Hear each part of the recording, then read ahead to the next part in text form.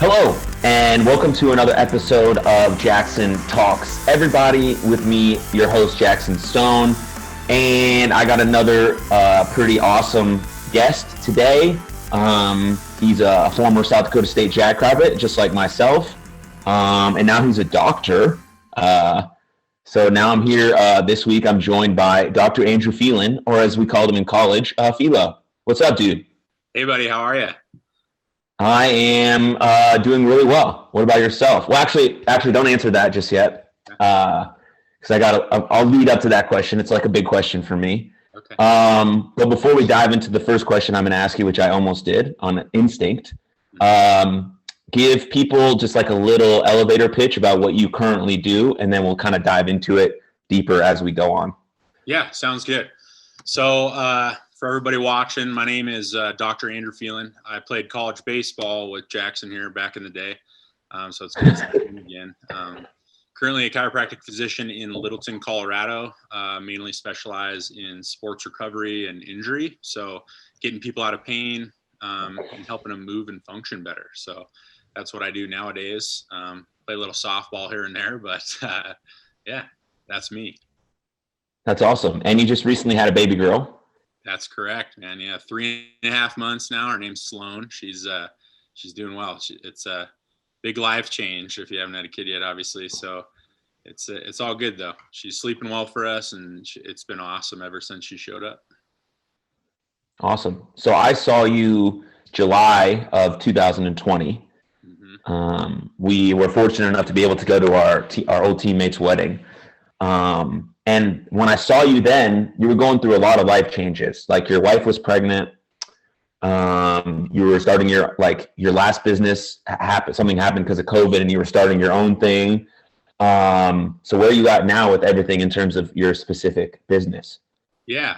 So things have kind of calmed down now, which is good. But, 2020 was tough for everybody, right? I mean, everybody was impacted one way or another. And so to give everybody that's watching a little background,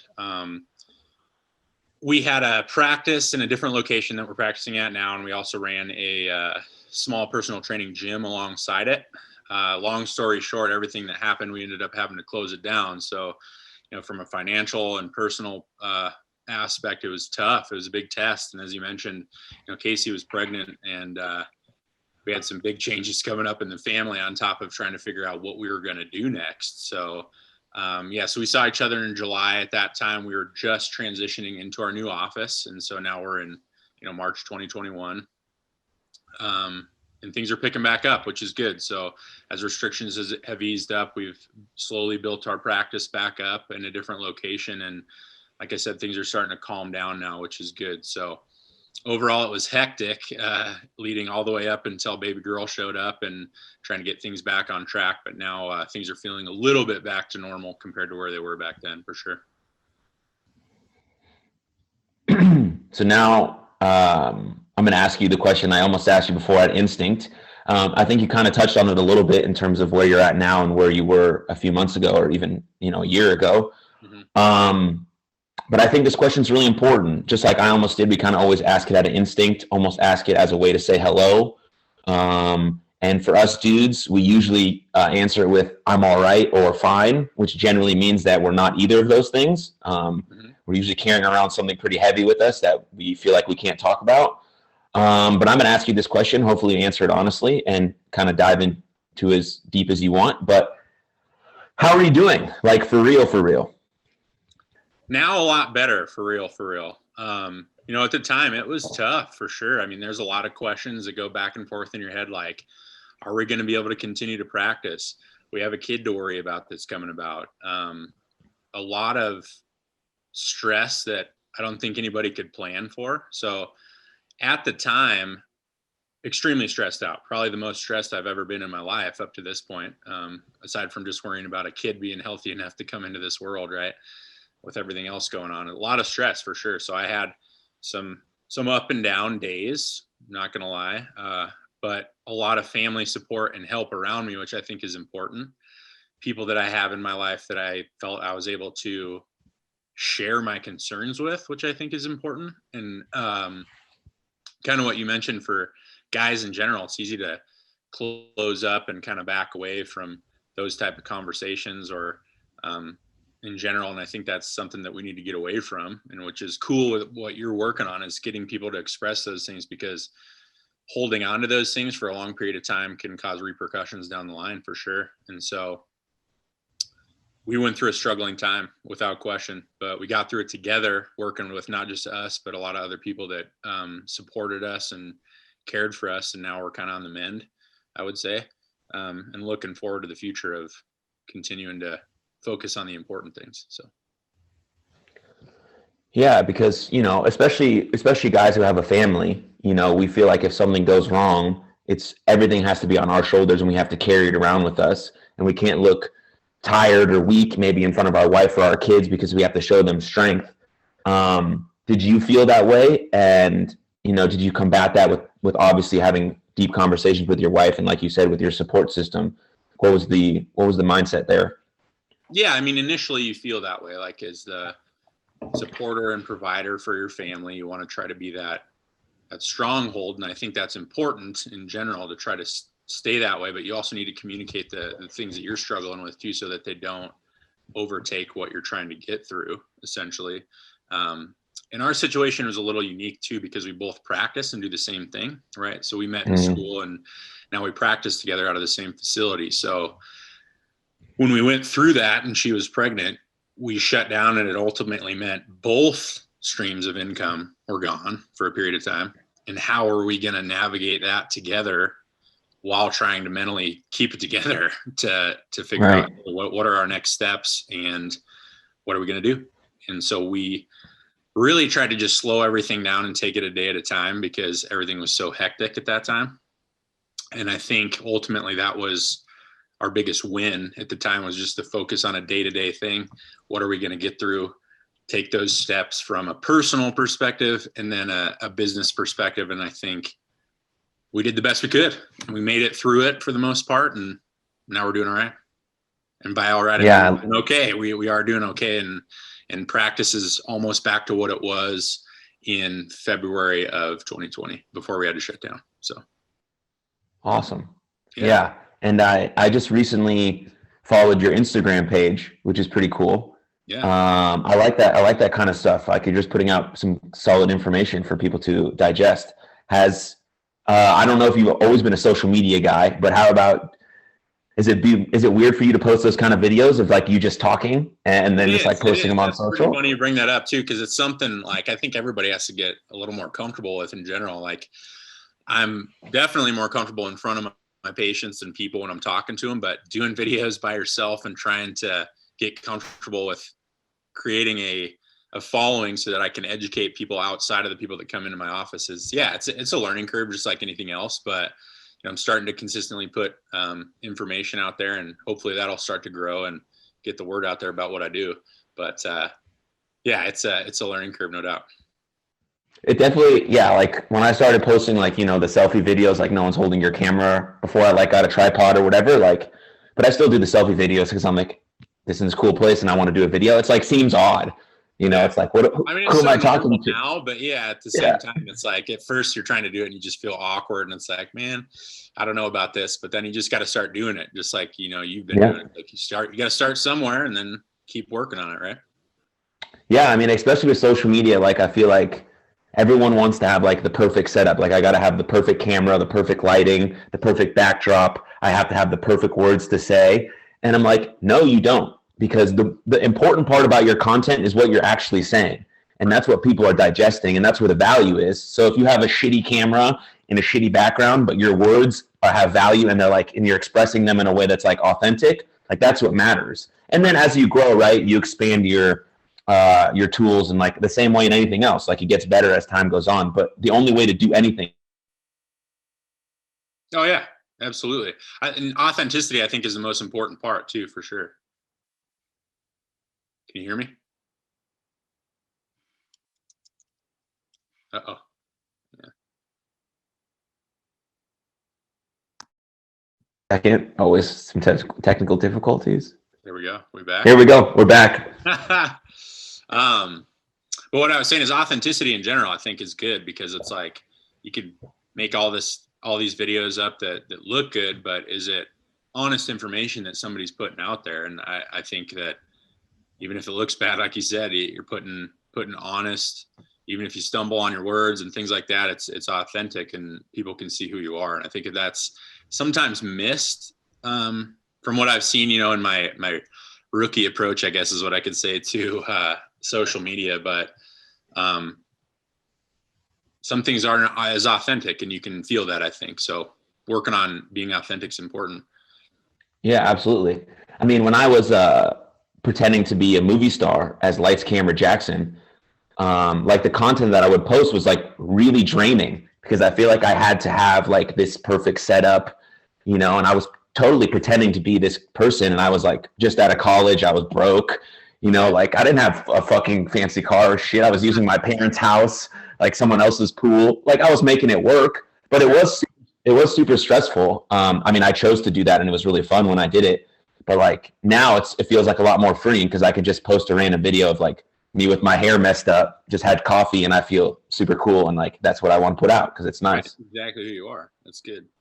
And I get it, to each their own, you got to do what you got to do, and whatever makes you climb the ladder on what you want to do. I get it for sure. But I think at the end of the day, whatever you're doing, if you can be your authentic self, you're going to be more productive and better at what you do.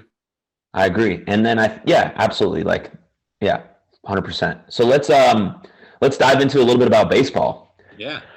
Now that you're removed from playing baseball, when did you graduate? What year? From South Dakota State. Yeah, because you played. You obviously went to school after that because you're a doctor. But now that you're almost 10 years removed from playing Division I baseball, how do you reflect back on your experience as a Division I athlete? Yeah, awesome experience for sure. It's kind of crazy to think it was 10 years ago that we were in school, right? Playing ball together and grinding, trying to make it to the College World Series, all those hopes and dreams that you have as a young ball player, obviously. Those were times that I don't think you think about it till you're out, but kind of prep you for how you're going to handle the rest of your life. Mm-hmm.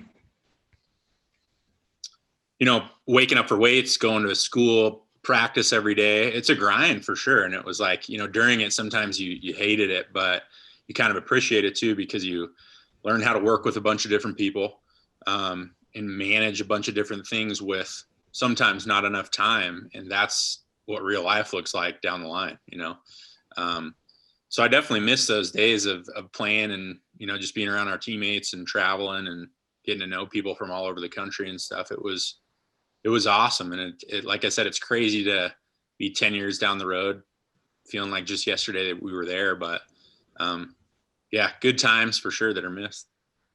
How about you? Did you? I've been thinking a lot about it actually, Yeah. because I just started coaching a 13-year-old team recently. Okay.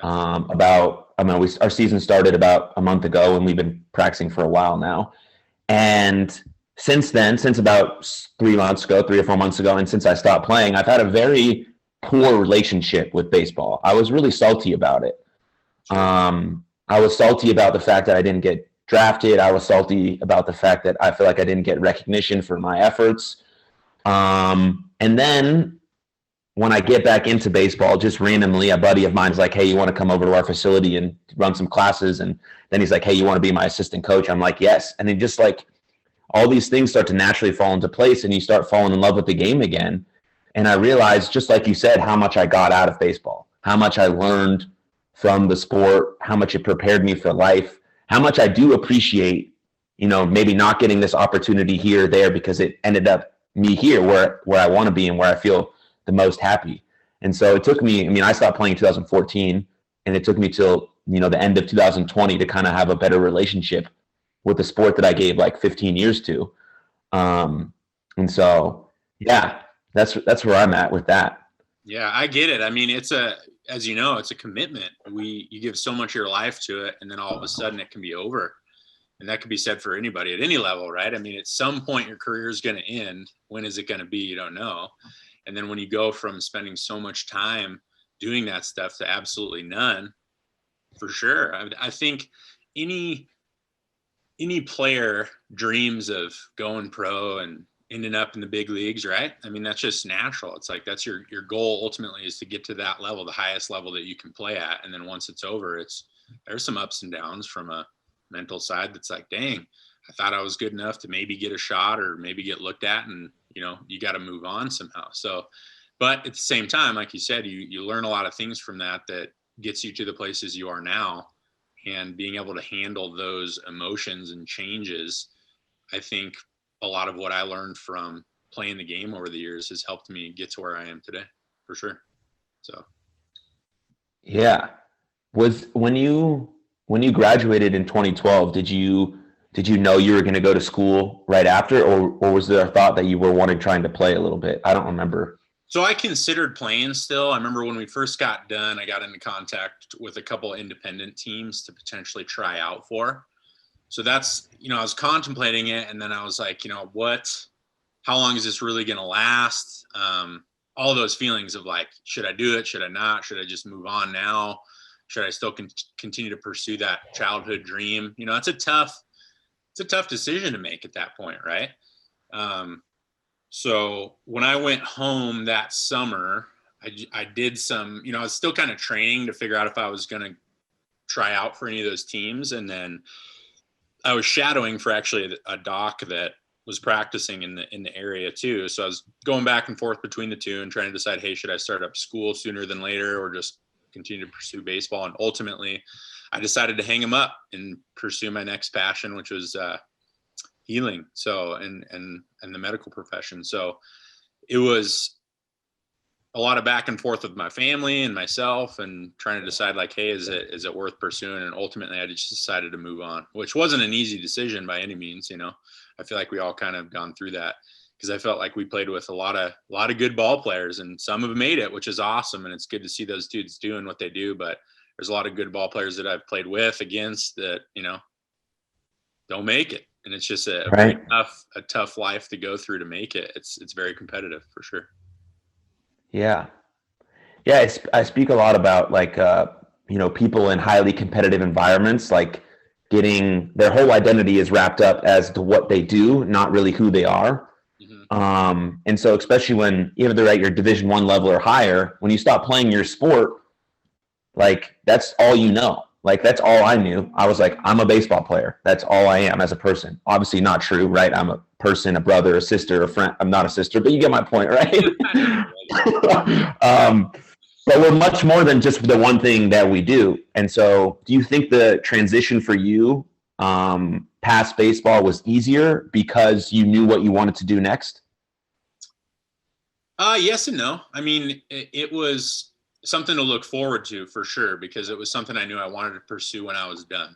So I think that did help to a certain level to decide, okay, I'm ready to move on. It sucks, but I have something to work towards. And that's what you're doing, right? The whole time you're in school, you're working towards something. And ultimately that goal while you're playing is sign a contract and play some professional baseball, right? So that was kind of the next transition to me. It was like, all right, you've been working for all this stuff. You don't want to quit working, and you know what you want to continue to do. So it's putting in work just in a little different way.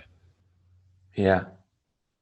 What was your major at South Dakota State? I know it was like super hard. It was biology pre-med. Yeah. So how was like time management for you? It was kind of brutal. I'm not going to lie. It was like you had to figure out how you're going to get all the projects and homework done. And I mainly focused on 2 days a week that I was going to get all of my homework and projects done. And that was Wednesdays and Thursdays, because I knew the weekends were going to be for, practicing and playing ball and trying to focus on getting better there. So I tried to pick a couple days during the week to get all that stuff done. Seemed to work pretty well for me. I'm not going to lie. Just like everybody else, I procrastinated on some things, and, you hope whatever studying you got done, you're going to be able to pass. So, but that's time management skills that I think you start building while doing all those different things at the same time to help out with what I'm doing now. Because this is the stuff that counts when you got a family, you got people you're taking care of, and ultimately you got to stay organized. And if you don't, you're not going to be successful. Yeah. Yeah, I think that's a huge benefit of being a student athlete for sure. Is managing that time. When do I hang out with my friends? When do I party? When do I get in extra reps? How do I get practice in? When do I get my tutoring in or my classes in? Like it's all a big jumble, and no one really gets it perfect. But we start to figure it out a little bit towards our junior senior year, and like kind of have a more manageable idea of what we want to do. And plus, if we're really serious about our sport, which we were at school, we made time to have some fun. I won't deny that. Uh, but we knew where our priorities lied, especially when the season started, and I think we really got after it. But Yeah. one thing, yeah, go ahead. No, I was just gonna kind of build on what you're already talking about, but I think a big thing, especially for you and I too, is when you leave to go to college too, you're responsible for the team and everybody that you're working with, but you're kind of on your own too, right? We went to school out of state, so you got to kind of figure your stuff out pretty quick, or else you're going to fall behind pretty quick too. So having the camaraderie of the team, knowing that you got to show up and be at your best in order to play ball. Period. Like if you want to start, you got to be at your best. So you got to figure that out sooner than later. And if you fall behind, those things tend to reflect even on the team too. Yeah, yeah. It's interesting how individual baseball is, but there's such a huge, obviously, team aspect to it. Like individual stats are highly looked at, like for specific MVP races or all stars or whatever. But there's obviously a huge team component to it. Like, a theme in baseball is always that, if I fucking boot a ball or miss a ball, like my teammate's going to pick me up. And, that linking arms kind of family mentality. But also when I'm at the dish, there's no team aspect there. It's just me versus that pitcher. And so it becomes very individual in the same way. And I think that has a lot to do with life. Like, if I got to put in the work, if I want to do anything successful, and that's an individual aspect, but no one really does anything great alone. And so there's definitely a support group, a team aspect to life, just like you touched on earlier, when you're going through your hardships, in 2020, just like everyone else. So I think that's a cool part about baseball. Yeah, absolutely. It helps train you when you're not thinking about it, essentially. So it's like, you're focusing on other things while you're in school, and then you realize later, 10 years down the line, that some of those things paid off in a different way. Yeah, absolutely. One thing that I think we always bonded on, especially in college, was like our love for working out. When did that start for you, and how did it change your life? Because it changed my life fucking drastically. Yeah, absolutely. And it's so important for what I do now too. I mean, I'm a big proponent of practicing what you preach, period. We all know that training in general helped us out from a physical and athletic standpoint, but it can definitely help you out mentally. And then recovery too, for what we do. When people come in pain, first we got to correct that, but then we also got to teach them how to stay out of pain. And a lot of that has to do with physical activity and lifting properly, which is important too. And a lot of that stuff I didn't even fully learn until I got through school too. But I mean, we had good trainers while we were in college and stuff too, but there's continued education that you need to learn that'll benefit you. But I got into lifting when I was probably 14. It was the first time I could actually go into a gym that they would let me go into. And my brother took me under his wing. He's 4 years older than me, and he got me into it. And I was always a pretty little dude leading up to that point. So it was like, I felt like I was always trying to play catch up from an athletic standpoint. Like I was an athletic kid, but I was always small. I was small for a while. And it was like, what's going to be that thing that's going to help me gain confidence and strength and ultimately be a better athlete? And getting in the gym is what boosted that for me. So ever since I was 14, I mean, I've been in the gym probably 4 to 5 days a week, training, whatever it was at the time. Obviously the focus was baseball. So getting faster, stuff specific to earning a scholarship one day. And luckily I got to that point, which was awesome. But 5 days a week now. I do a lot of high intensity training now. It's a little bit different than what we did back then. I lift heavy once or twice a week, just to keep myself functional for treating my patients and doing the things that I like to do these days, like golfing and skiing and snowboarding and things like that. But it's very patient specific. Go ahead. Oh, Yeah. You cut off at right when you started talking about high intensity training, what you do now. oh, okay. Can you hear me now? Yeah. Yes. All right. So high intensity training is what I focus on now, because it helps benefit me in the office. train a little bit differently than I did back in college. So I'll lift, heavy once or twice a week. And then everything's about functional movements to keep me healthy while I can treat my patients. Because if I get injured, then that can turn into a problem too. But it's so important for, longevity with what I do, and staying physically active keeps the brain sharp too. So I know you deal a lot with mental and emotional health too, with a lot of the work that you do. And it's a big component of what I do as well. So proper nutrition, proper training programs, and then proper treatment are the three big pillars for what I do to help my patients out. Because if you're not in the right headspace and have the proper nutrition going on, what I do, it's going to be harder to get you better in a reasonable amount of time. So you could say that for a lot of different things. But working out, yeah, we bonded on that immediately. And it's an important thing, still an important thing in my life, and will be moving forward until I can't move anymore. Yeah. I love the gym. Yeah, like, more so than just like the physical changes it created in my body, like it just, it grew my confidence. Like I can do these things, like I can do difficult things, like I can, grow my strength or whatever the case may be, or whatever helped grow my confidence. Like that was the weight room for me. And for me now, since I do a little bit of pro wrestling, my working out is, I still try to work out for function and for movement, and still try to work on like explosive power, but really I'm trying to stay healthy. And just like you said, recovery is an important part of any kind of optimal health plan. Like if you're not sleeping right, if you're not thinking well, if you're not moving well, and if you're not putting the right stuff in your body, it's gonna be hard to perform at any kind of elite level, whether you're a mom, an accountant, a business person, and that stuff's important. Yeah,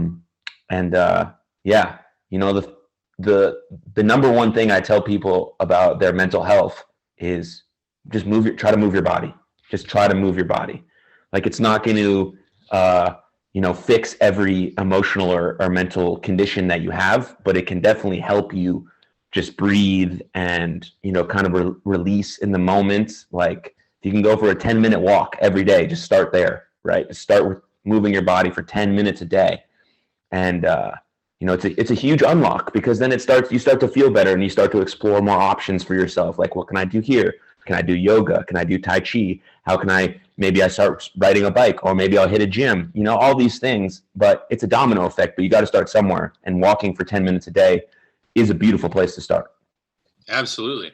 I mean, movement is healing ultimately, and everybody responds differently to different programs. Like you said, anything, period. If you get out and get moving, it's going to help you in one way or the other for sure.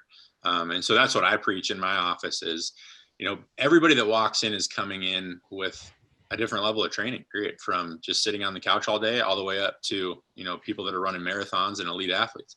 So movement is key for whatever goals that you have. And you got to start pursuing it sooner rather than later, for sure. That's interesting that you brought up marathon runners, because I have an interesting question for you. Sure. Marathon runners, like, their body goes through a lot. Like, it's super hard on your body specifically, not just the actual feat itself of running 25 miles, or however long a marathon is. I would never dream about doing it. I would just break down immediately. But do you think there's more benefit than risk to running long distance? That's a good question. There's different levels of long distance. I mean, depending on where you fall. If you're talking about just marathon runners, how often they're running can be very good for you if you manage your body properly. Okay? That's one thing. There's also ultra marathoners that run, right? So extreme distances, and it's amazing how tough the body is to be able to handle that. But there are some health precautions from running long distances as well too, right? So the repetition of compression on joint spaces. Oftentimes runners that do longer distances, they only care about calorie intake, which is at the end of the day, that's what you need to finish those type of races. Doesn't necessarily mean that nutrition is all beneficial, but it's calories in, calories out essentially. And that gets you through a lot of races. So to answer that question, I think in general, it's good. It's a great thing, but you got to be able to train your body properly over a period of time and then also recover properly, like you're talking. So proper nutrition protocols while you're going through it, it can be great for the body. Just like anything else, though, there's extremes that wouldn't be recommended, right? That can lead down a path of injury or not proper recovery that leads to other problems internally, for sure. But I would say simply running longer distances would be better for most of the population if you're only doing that type of workouts.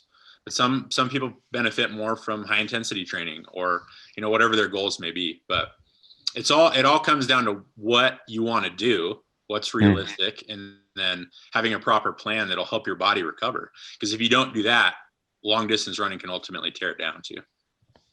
Okay. I mean, yeah, there we go. That's basically the perfect answer. So I listened to this podcast by this guy named Rich Roll. I don't know if you ever heard of him. But he's like an ultra endurance athlete, and his podcast is amazing. And he talks about how really hard endurance training has brought him to basically the edge of his capacity. Like, how can my body withstand all of this? And then breaking through that kind of edge. And it's led to some like amazing personal growth. I never thought of it in that way, like a physical activity that pushes your body to the edge of its capacity can mentally grow you as a person, to be able to persevere more in your life, to overcome more challenges. And it just makes me think about the mind and the body connection, how they're so related, they're so connected. But I think as people, just everyday folk, we treat them so separately. Like, this is my physical body and this is my mind. They're separate, but really, they're the same. Because if you're someone who's gets anxious or has anxiety, those symptoms or things happen in your body. Like, sometimes your lower back might hurt, or you might feel like you need to vomit. Like, those are your body telling you that you're getting more anxious. And so I think we need to start listening to that mind-body connection a little bit more and see what it's telling us. Yeah, I mean, you hit the nail on the head. It's not separate, period. Mind-body connection is everything. When people come in with pain, a lot of it, especially chronic pain, there are patterns, within our mind that hold on to those type of things. So chronic pain can be presented by mental manifestation and vice versa too. So, when we are working through things like that athlete talked about, doing ultra marathons and, pushing past those limits, it's amazing, like I said, what the body can handle and what the mind will make it so that we can complete, essentially. If you push past certain barriers, your body will respond. And, some people have the passion to push past those things, and it's cool to see the body respond to those type of things. And then all of a sudden they have these experiences that are almost out of body experiences of like, I can do more things. I can see things differently, essentially. And that's huge. That's key for most people, is understanding that taking care of everything up here can manifest how you respond physically, and anything that you're getting into is everything. I tell all my patients that, we got to make sure that you are prepared for what we're going to do for you, and then set goals so that mentally you are prepared to complete them. If you don't understand that those two things connect, you're probably going to end back at square one like you've been this entire time. So yeah, it's one and the same. They're not two separate things, for sure. Absolutely. What are the top three things that you see most often people come in with to your office? So low back pain, for sure. That's super common. Neck pain that drives migraines and headaches is probably number two. And then since I do a lot of sports recovery stuff, your ankle sprains, rotator cuff things, those are probably my third together. So those are my top three things that I see.